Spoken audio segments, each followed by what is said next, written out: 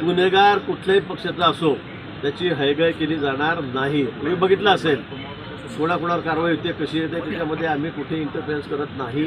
नाशिक शहरात ही वस्तुस्थिती आहे, खुनाचे प्रकार असतील, गुंडगिरी असतील, त्या ठिकाणी वाढत चाललेली आहे आणि म्हणून माननीय मुख्यमंत्री महोदयांनी सीपींना कडक इन्स्ट्रक्शन दिलेले आहेत। मी सुद्धा 15 दिवसापूर्वी आलो, 12 दिवसापूर्वी त्यावेळेला आपल्याला सांगितलं होतं की या ठिकाणी यापुढे असे प्रकार खपवून घेतले जाणार नाहीत आणि म्हणून त्याचे परिणाम आपल्याला बघायला मिळत आहेत।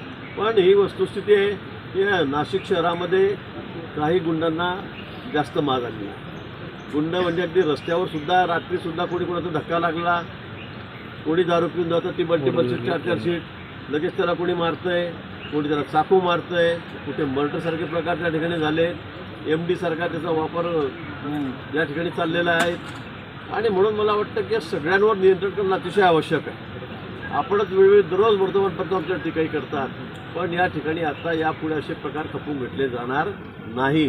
कुठल्याही गुंडाची कुठल्याही पक्षाचा असो त्याची आता गय केली जाणार नाही, कुठे असो।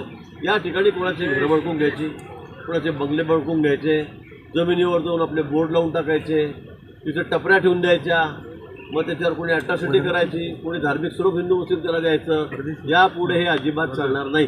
गरीब माणूस आहे, कष्टकरी माणूस आहे, अनेक पिढ्यापासून तिथे जमिनी या ठिकाणी, तर त्याच्या जमिनीवर तुम्ही अतिक्रमण करत असाल, टपऱ्या टाकत असाल तर एकाही माणसाला गुंडाला असं सोडलं जाणार नाही, कोणाची गय केली जाणार नाही।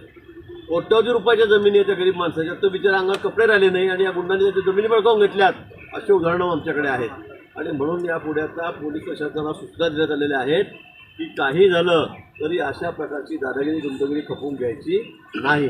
येणारा कुंभमेळा आमच्या समोर आहे आणि तो नसला तरीसुद्धा नाशिकसारख्या शहरामध्ये याला एक ऐतिहासिक पार्श्वभूमी या शहराची आहे, धार्मिक पार्श्वभूमी आहे आणि इथे अशा प्रकारचे कुठलेही दादागिरी खपवून घेतले यापुढे अजिबात जाणार नाही। दक्ष न्यूज, सामान्यांच्या हक्कासाठी नेहमी दक्ष।